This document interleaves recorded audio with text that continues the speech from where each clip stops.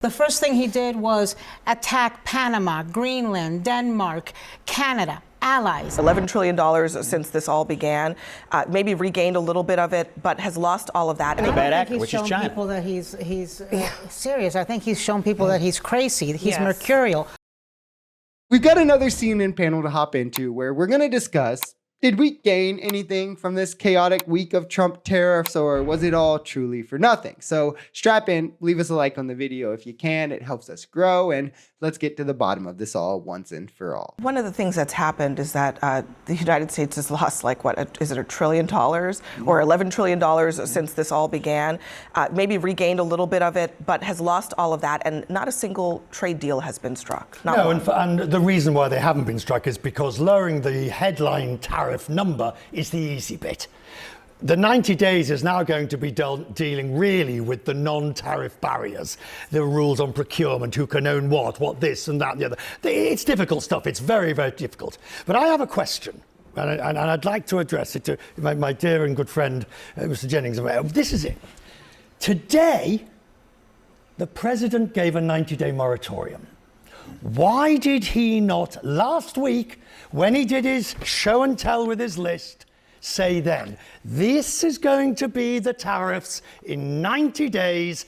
Now send your best people to Washington to negotiate with me over the next 90 days. A liberal CNN commentator in 30 seconds doing Trump's own tariff plan better than he did. I mean, that's quite insane. MAGA can never mention merit again after the hit this administration has caused their stance on that. It's almost so stupid that he didn't do it, as this man just described, that if, I mean, especially if he always had this plan for a 90-day tariff, that it does again beg this question: was this just market manipulation? Was this purposeful withholding of the information of a plausible 90-day pause just so the markets tanked so the rich could benefit? Call volume massively spiked in the hours before Trump's tariff announcement. How did people know that? I wonder which members of Congress profited off of this. I mean, it might warrant an investigation, but we're never going to get one because Trump's DOJ only investigates Democrats. Doing it this way gave him maximum leverage. It showed people that he was serious, and it showed people that this isn't for show, that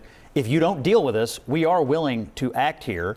But I think the answer is leverage, simply leverage. And now he's going to be able to deal with all these other countries and continue to isolate the bad actor, which is China. People that he's serious. I think he's shown people that he's crazy, he's mercurial. Honestly, if it was Kamala Harris behaving this way, they'd call her hormonal and hysterical. Spot on. And Kamala, being both black and a woman, of course, adds insurmountable hurdles in which you have to hop through. One of those being such higher standard of how you have to carry yourself and act, especially publicly, or else you're going to be called hormonal, ghetto, incompetent, or whatever else the racists would like to label you and hurl at you. But leverage, I mean, are we being the utmost for real right now? If that gave him leverage, then why wasn't a single deal struck when he had the most leverage?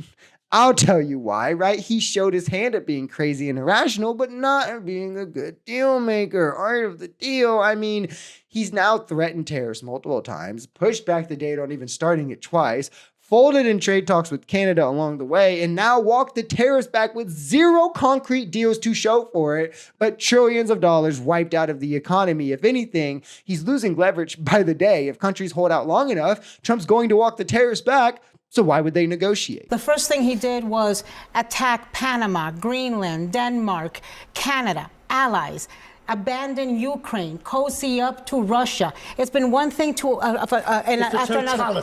But this is also very, very similar to what Doge has been doing, where they go in with a sledgehammer when everybody talks about needing a scalpel. With these tariffs, again, went in with a sledgehammer, caused fear, destruction, distrust, when it could have been done with a scalpel in a strategic way. That's just not the way he operates. Even the administration was not on the same page. I mean, it was the narrative around these tariffs has changed so many times. First, it was, oh, it's punitive because of Mexico and Canada and fentanyl, which, by the way, a majority of the fentanyl crossing the border is from American citizens. Then it was, you know, we're going to level the playing field, and this is how we're going to pay for tax cuts. It does not show that he was serious. It shows that he was grossly unserious. And so yet again, on the heels of a signal group chat and now tariffs, we look like a national embarrassment. Well, let me just play. Trump is handing out embarrassment after embarrassment for America as a country globally, disappointment after disappointment for the history and legacy of the country, and failure after failure for the people he is supposed to represent the most. It is